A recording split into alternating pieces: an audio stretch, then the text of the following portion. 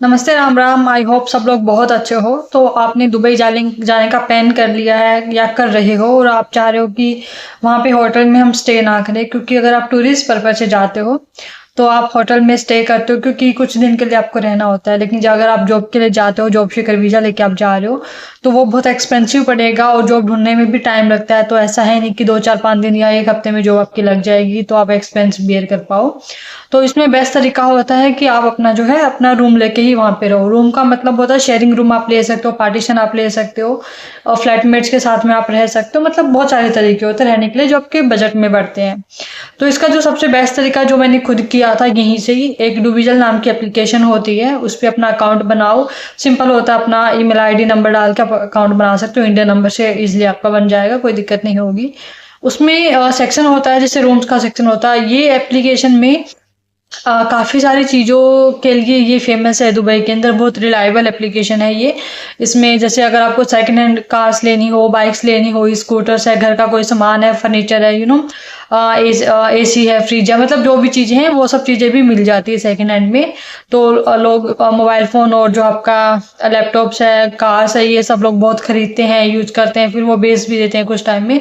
तो खरीदना चाहते हैं तो वो चीज़ें भी आप खरीद सकते हो वहाँ पे। और प्रॉपर्टी भी आपको देखनी है, वो सब चीज़ों की भी फैसिलिटी होती है, उसमें ऑप्शंस होते हैं। बट यहाँ पे हम बात करेंगे सिर्फ रूम्स के लिए। तो रूम्स का सेक्शन होता है, उसमें रूम फॉर रेंट का भी ऑप्शन होता है, अपार्टमेंट रेंट पे लेने का भी ऑप्शन होता है, विला रेंट पे लेने का भी ऑप्शन होता है, कि आप पूरा विला ही आप लेना चाह रहे हो, आपके बजट पे डिपेंड करता है। कुछ लोग बिजनेस पर्पज से जाते हैं तो वो चाहते हैं कि थोड़े टाइम के लिए हम रेंट पे ले लें, बाद में अच्छी जगह में अपने बजट के हिसाब से परचेज भी कर लेंगे। तो उनके लिए भी ये बेस्ट है। अगर आप पूरा विला लेना चाह रहे हो, पूरा अपार्टमेंट ही लेना चाहते हो, पूरा फ्लैट ले आप लेना चाह रहे हो, मतलब रेंट पे लेना चाहते हो, सबके लिए ऑप्शंस होता है। लड़कों के लिए भी होता है और लड़कियों के लिए भी। मतलब उसमें फिल्टर्स होते हैं, आप यूज कर सकते हो अपने प्रेफरेंस के हिसाब से कि किस एरिया में आपको लेना है। अगर आपको एरिया कंफर्म है और किस टाइप का आपको रूम लेना, आपको शेयरिंग चाहिए, शेयरिंग में आप मतलब किसी के साथ भी ले सकते हो, या सिर्फ लड़कों के साथ ही रहना है, सिर्फ लड़कियों के साथ ही रहना है, वो सब भी ऑप्शन होता है। अगर आप कपल हो तो कपल का भी ऑप्शन उसमें होता है। लड़की हो और आपको चाहते हैं कि फ्लैट में सिर्फ लड़कियां ही रहे रूम में, तो उसका भी ऑप्शन होता है। सारे फिल्टर्स आपको एप्लीकेशन के अंदर मिल जाएंगे, आप सर्फिंग कर लेना, 5 मिनट भी नहीं लगेंगे, आराम से आप कर पाओगे। क्योंकि नॉर्मल जैसे हम मिंत्रा अमेजन पे शॉपिंग करते हैं तो उसमें फिल्टर्स लगाते हैं, सेम उतना ही आसान है। तो कोई इसमें सरदर्दी वाली बात नहीं होगी, सारे ऑप्शन सामने होते हैं, आप सिर्फ टिक कर दो और फिल्टर लगा दो। अपना बजट भी आप डाल सकते हो कि कितना बजट है आपका, उस बजट के हिसाब से भी आपको रूम्स मिल जाएंगे। एरिया का नाम भी डाल सकते हो अगर आपको एरिया का नहीं पता है तो। बट इसमें सबसे इंपॉर्टेंट आता है कि बुकिंग कैसे करें। मान लो उसमें आपको रूम्स के ऑप्शंस तो बहुत मिल जाएंगे। फॉर एग्जांपल आपका बजट है कि 600 to 800 के बीच का आपका बजट है, 500 का अगर आपका बजट, आप भी ये चाहोगे ना कि मुझे कम से कम में रूम मिले। बट कम से कम का अगर आप जाओगे तो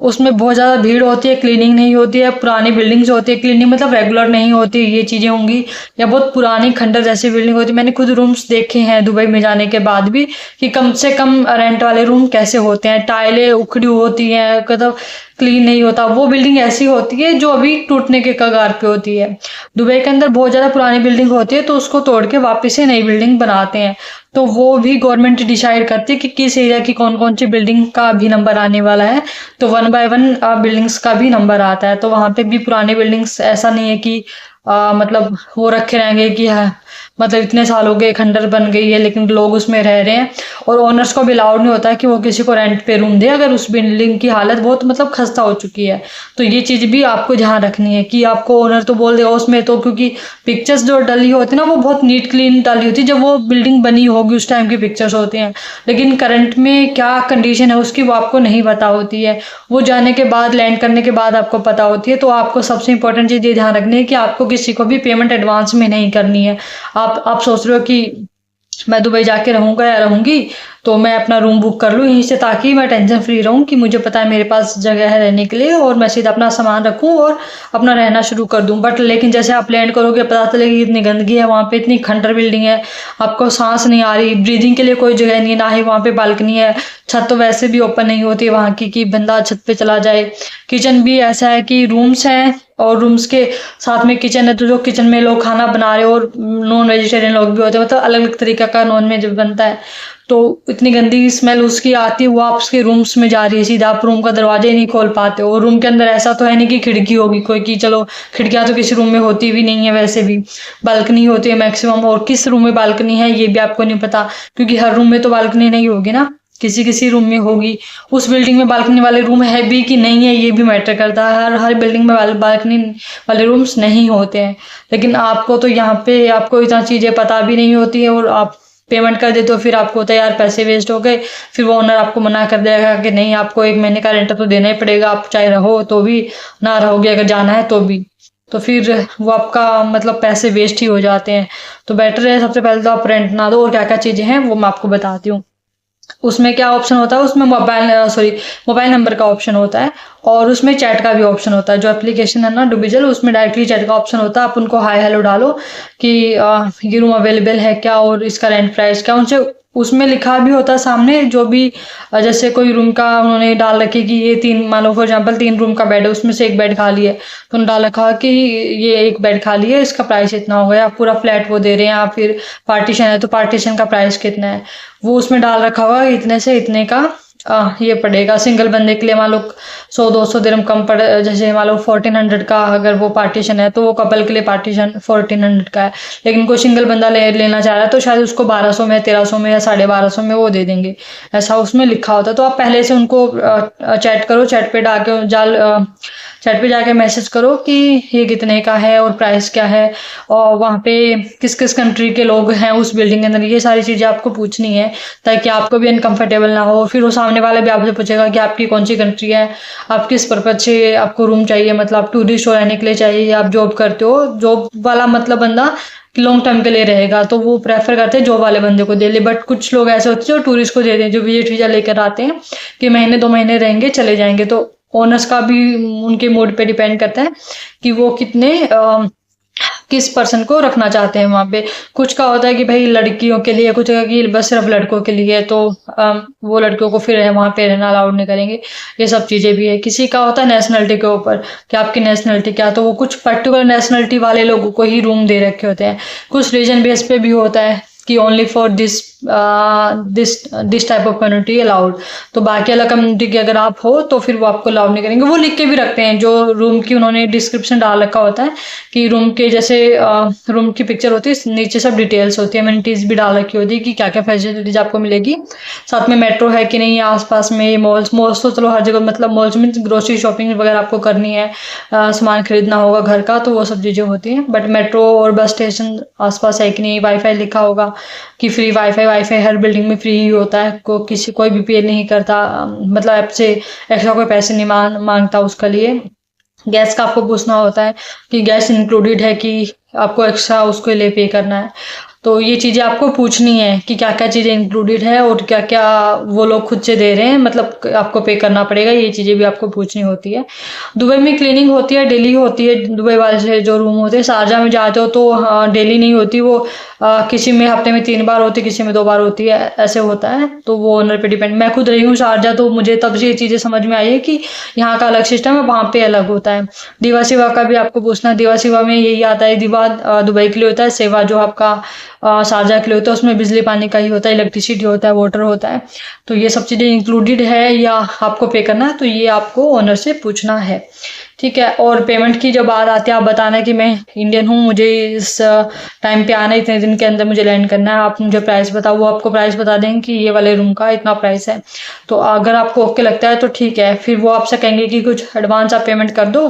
और ताकि आपके लिए रूम बुक हो जाए, ताकि किसी और को हम वो मतलब रूम ना दिखाए। लेकिन आपको मेरी मानो आप एडवांस पेमेंट मत करना, क्योंकि ये होता है जैसे कि आपने 15 दिन बाद के जाने का बोला कि 15 दिन के बाद मैं आऊँगा, और आपने 100-200 दिरहम उसको पे कर दिए। वो ज़्यादा ही मांगते हैं, 300-400 दिरहम आपसे मांगेंगे कि इतना पे कर दो। फिर आपको होता है कि यार 400 दिरहम आप कैलकुलेट कर लो इंडिया के हिसाब से कितना बनेगा। तो वो कहेंगे कि आप कहते हो नहीं इतना तो महंगा है, इतना तो मैं नहीं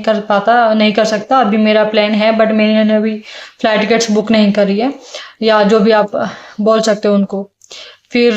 तो आप कम कर सकते हो, या तो मत करो, उनको बोलो कि नहीं मैंने भी रूम देखा नहीं है, मुझे पता नहीं वहाँ के एरिया का भी आइडिया नहीं है, और क्योंकि मैं जॉब के लिए आ रहा हूँ या आ रही हूँ तो मुझे वहाँ से ट्रैवल डिस्टेंस भी देखना है कि कितना क्या पड़ेगा। तो और मैं ट्रस्ट भी नहीं कर सकता क्योंकि ऑनलाइन किसी से बात हो रही है, तो वो जो रूम है वो एक्चुअल में वैसा ही है जैसा पिक्चर उन्होंने डाल रखी है, क्योंकि ये होता ना कि एक ओनर की कई बिल्डिंग्स होती हैं तो वो रूम डाल देंगे, ठीक है। लेकिन अगर आपसे पहले कोई बंदा आ गया जो पूरा पेमेंट दे के वहां पे रह रहा, वो जैसे आज वो गया, उसने आज रूम देखा, आज के आज पूरा पेमेंट कर दी, तो वो उसको रूम दे देंगे। फिर आप जाओगे 15 दिन के बाद, फिर आप कहोगे यार मैंने तो बुकिंग कर दी थी, आपसे मैंने पे भी किया था, फिर कहेंगे नहीं मेरी दूसरे वाली बिल्डिंग में दूसरा फ्लैट है और उसमें आपको मैं दिखा देता हूँ, आप वो देख लो। फिर आपको रहेगा कि यार मैंने तो वो वाला फ्लैट देख के ही तो फाइनल किया था, मेरे को वो अच्छा लगा था, उसमें बालकनी भी थी या जो भी है चीज़ आपने फैसिलिटीज देखी थी, रूम का साइज आपको अच्छा लगा था, अलमीरा टाइप सही लगी थी। लेकिन अब वो दूसरे में दिखा रहे हो, वो दूसरे बार हो सकता है आपको पसंद ना आए, क्योंकि अलग अलग कंट्री के लोग होंगे। आप चाह रहे हो कि भैया मेरे पास इस कंट्री के लोग हो, इसके ना हो, या इंडियंस ज़्यादा अगर आप चाहते हो कि इंडियंस हो, किसी में आप नहीं चाहते कि भाई इंडियंस हो, अलग कंट्री के लोगों के साथ मुझे रहना है, तो वो फ़र्क पड़ेगा। और हो सकता है दूसरी बिल्डिंग कितनी दूर है और कैसी कंडीशन है उसकी, तो फिर वो आपका भी मूड खराब होता है। तो लेकिन आपने तो पैसे दे दिए तो आप फंस जाते हो उसमें कि यार एडवांस पेमेंट मैंने कर दी थी, और 100-200 दिरहम भी इंडिया के हिसाब से बहुत पड़ता है आपका, तो फिर आपको लगा कि यार मैं अपने पैसे क्यों वेस्ट करूँ, तो फिर आप मजबूरी में रहते हो वहाँ पे। तो इसलिए बेटर है कि आप वो मतलब करो। कुछ ओनर्स है वो ऐसे होते हैं जो कर देते हैं चीज़ें कि वो किसी और को दे देंगे कि पूरा पेमेंट, भाई कोई सामने से उसको अगर 1000-1200 दिरहम या 600-700 दिरहम का भी रूम में पूरी पेमेंट करके आज रहना चाह रहा है और आपके भरोसे, तो आपको वो उनका होता है ना कि 2-3 फ्लैट है, किसी न किसी में मैं एडजस्ट कर ही लूंगा, और नए बंदे को चीज़ें पता ही नहीं होती वैसे भी एडजस्ट कर ही लेगा, उसके लिए तो हर रूम ही नया है ना, हर एरिया ही नया है। तो ये चीज़ का आपको ध्यान रखना, एडवांस पेमेंट मत करना। और ज़रूरी नहीं है जब आप जाओ उसको फ़ोन करो वो नंबर लगे या ना लगे, क्योंकि फ्रॉड स्कैम्स भी होते हैं, तो आप किसी पर ट्रस्ट नहीं कर सकते हो ऐसे।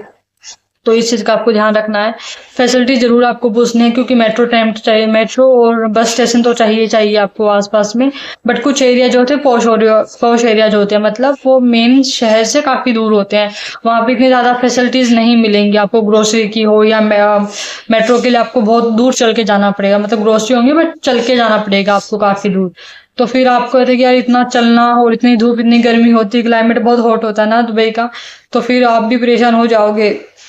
सॉरी। तो इस चीज़ का आपको ध्यान रखना है कि पहले से आप वो ना करो, क्योंकि आपको भी नहीं पता ना, वो तो लिख देंगे कि नियरेस्ट मेट्रो है, वो है भी कि नहीं है पहले तो यही कंफर्म नहीं है। तो उनसे पूरा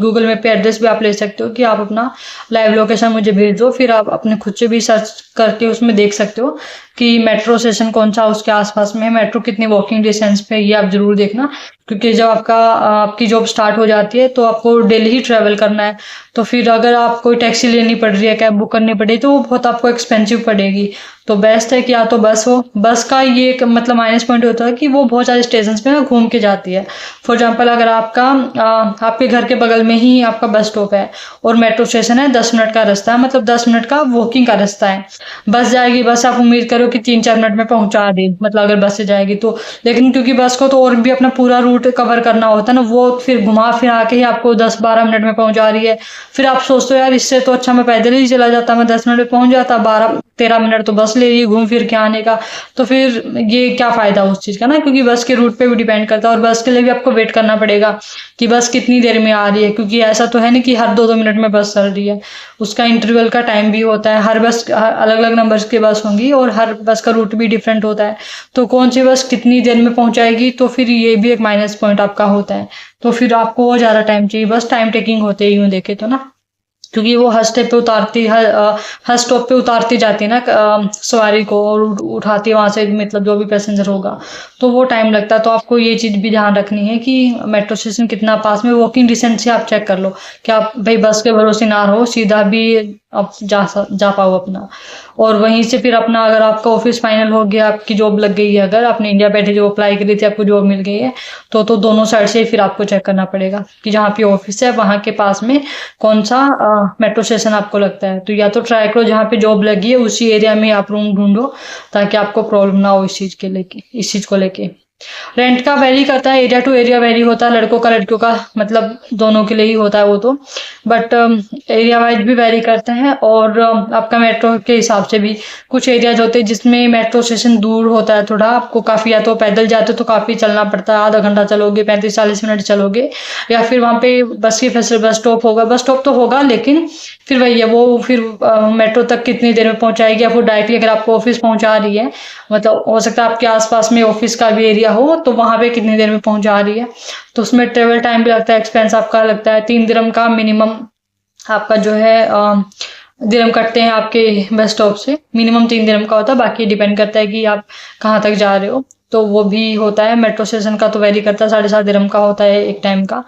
तो वो वही है, पास बनवा सकते हो, वो सब चीज़ें तो बाद की बात है कि क्या करते हो। बट मेन है रूम ढूंढने का, तो एक तो ट्रस्ट नहीं करना किसी पे, और एक बंदे के भरोसे मत बैठो, 4-5 लोगों से, मतलब ज़्यादा लोगों को, जितने आपके रूम लगता है ना कि ये मेरे बजट में और ये ठीक है रूम लग रहे हैं, सब लोगों को मैसेज करो, क्योंकि ज़रूरी नहीं आपने 3 लोगों को मैसेज किया है तीनों ही जवाब दे देंगे या उसी टाइम में जवाब देंगे, कोई होता 4 दिन बाद जवाब दे, कोई 1 हफ्ते बाद जवाब दे, कुछ ऐसे होते हैं कि भाई पहले हम करते थे ये वाला काम, मतलब रूम चढ़ाने वाला, अब हमने बंद कर दिया ये सब करना, या हम वापस अपने होम कंट्री चले गए हैं, तो ऐसी भी चीज़ होती है, क्योंकि वो तो उन्होंने पोस्ट डाला क्योंकि काफ़ी दिन पुरानी होगी ना, तो आपको ये चीज़ का भी ध्यान रखना है। फिर इसलिए 7-8-10 लोगों से मैसेज करके रखो जितने भी आपको अच्छे लगते हैं,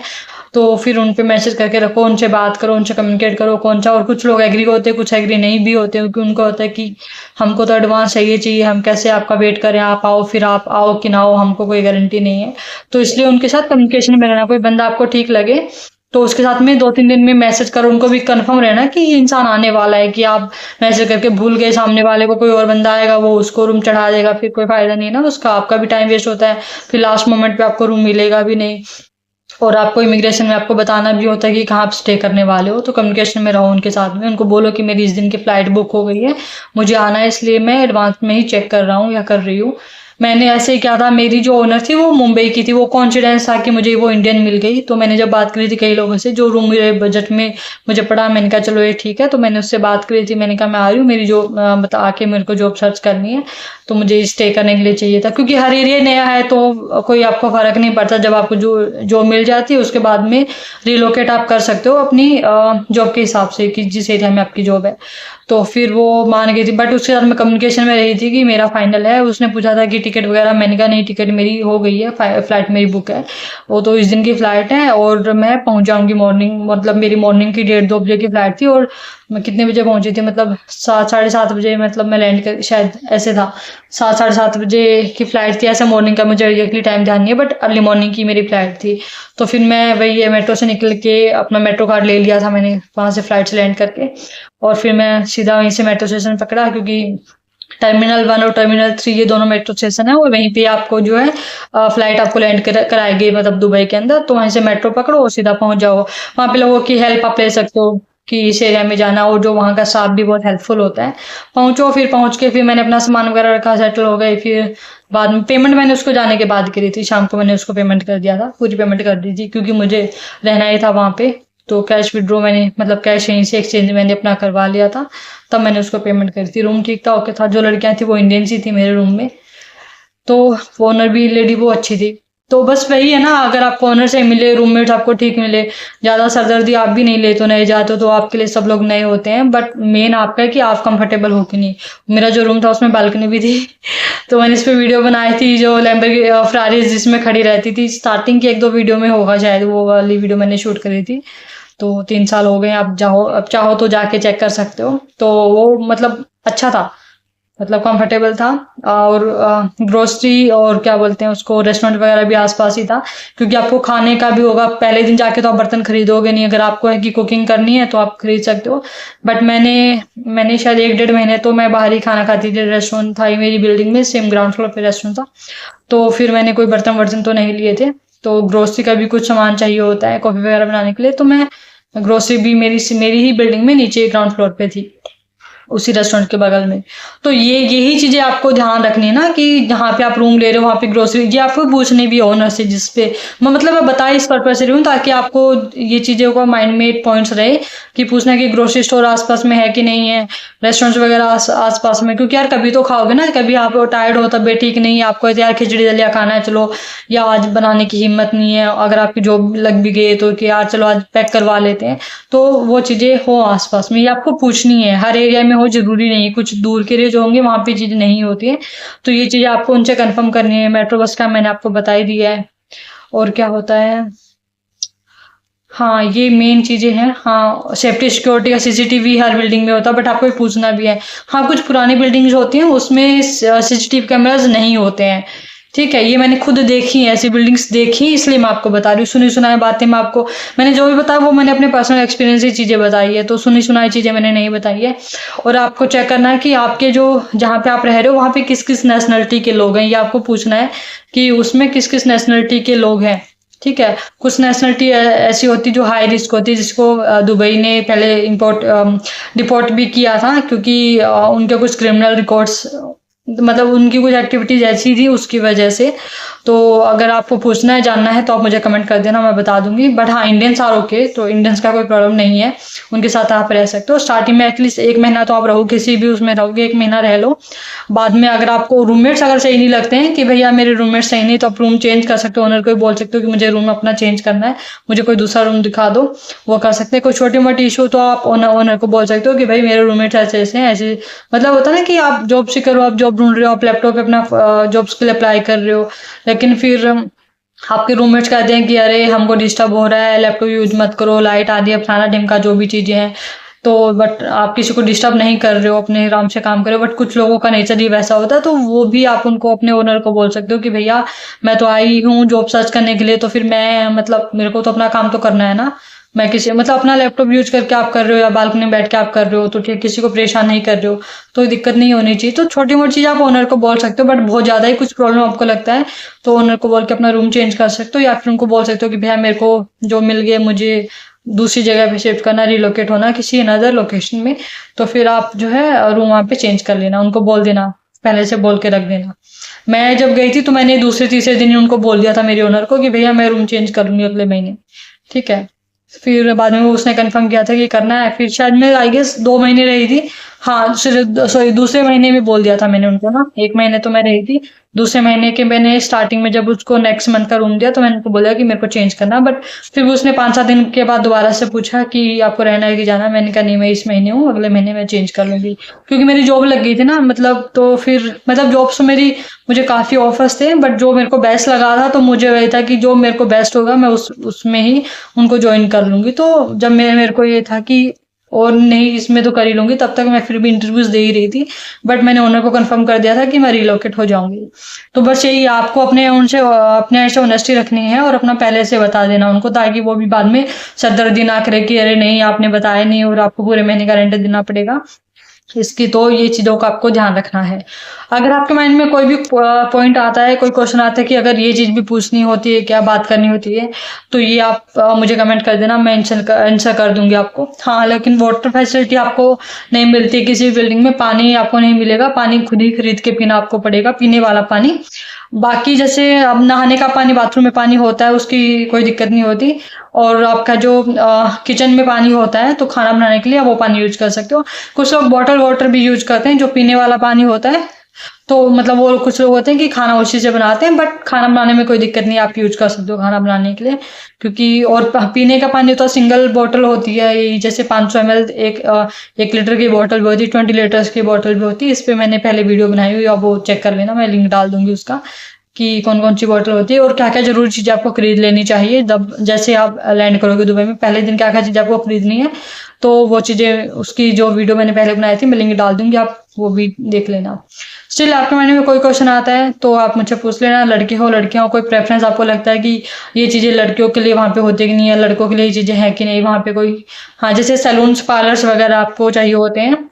तो हाँ ये भी आपको पता करने हैं, ठीक है, कि वो फैसिलिटीज है कि नहीं है। क्योंकि कुछ कुछ एरिया में ना काफ़ी दूर आपको जाना, लड़कों के सैलून तो फिर भी आसपास में मिल जाते हैं, लड़कियों के भी मिल जाते हैं पार्लर्स, लेकिन वो थोड़ा एक्सपेंसिव होते हैं पास वाले। लड़कों वाले सस्ते होते हैं, ठीक है। वो मैंने देखे 5-5 दिन में भी बियर्ड सेट करवा लेते हैं और हेयर कटिंग भी हो जाती है उनकी, और ऑफर्स होते हैं कुछ कुछ सैलून्स पे। बट लड़कियों का होता है कि जो पास वाले हैं वो बहुत एक्सपेंसिव होते हैं, तो ये चीज भी आपको पता करनी है। चलो कुछ लगे तो आप मुझे कमेंट कर देना, वीडियो अच्छी लगी होगी तो लाइक करना, कमेंट करना, चैनल को सब्सक्राइब जरूर कर लेना, पुराने वाली वीडियोस भी देख लेना, बहुत अच्छी अच्छी वीडियोस मैंने बनाई है, आगे भी क्यों में है वीडियोस जो आनी है। ओके, आई होप आपने वीडियो को एंजॉय किया होगा, काफ़ी नई चीज़ें आपको पता चली होंगी। मैं काफ़ी टाइम से सोच रही थी इस टॉपिक पे वीडियो बनाने की। तो वीडियो अच्छी लगी होगी लाइक ज़रूर कर लेना, कमेंट कर देना, बता देना मुझे। Okay, thank you so much, नमस्ते, राम राम।